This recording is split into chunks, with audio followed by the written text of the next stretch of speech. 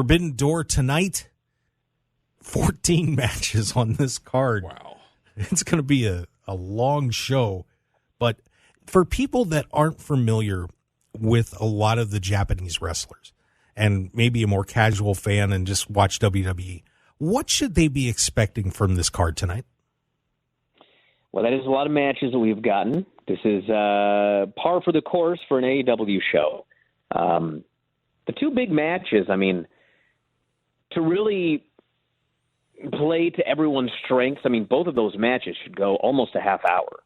And that means a little less time for everything else on the show. And normally everything works out fine with AEW pay-per-views. I mean, sometimes I'll watch them, and it seems to me that, you should have done less matches and give more time to other matches on the card. But, we don't know until the show's over. It's probably going to go till about 8:45 Pacific.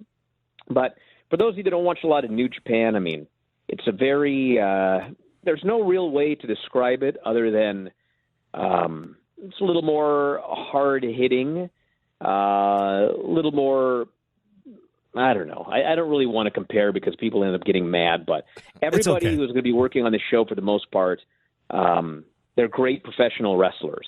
And if you have not considered buying the show, I would strongly consider it because I think in ring it's going to end up being an awesome show. It looks a lot better than last year's Forbidden Door, which was a great show. And, a guy like Okada, I mean, he is such a great pro wrestler. I mean, he's not a guy that's going to do a lot of high flying. He's not a guy that's going to do whatever. I mean, he is great. He is a guy that could step into WWE and be one of the best guys on the show in the ring.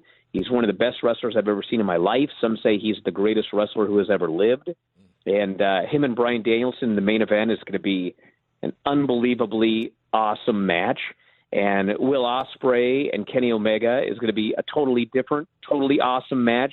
I mean, it's going to be a lot faster. It's going to be a lot more explosive. Probably going to see a lot more high flying in that match as compared to the Okada match, but it won't be a high flying match.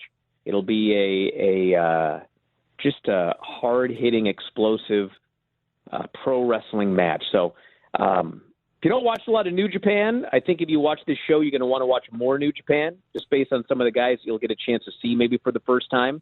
And if you are a regular viewer of New Japan, I mean, Bryan Danielson and Okada is like an all-time dream match, and you're getting it tonight.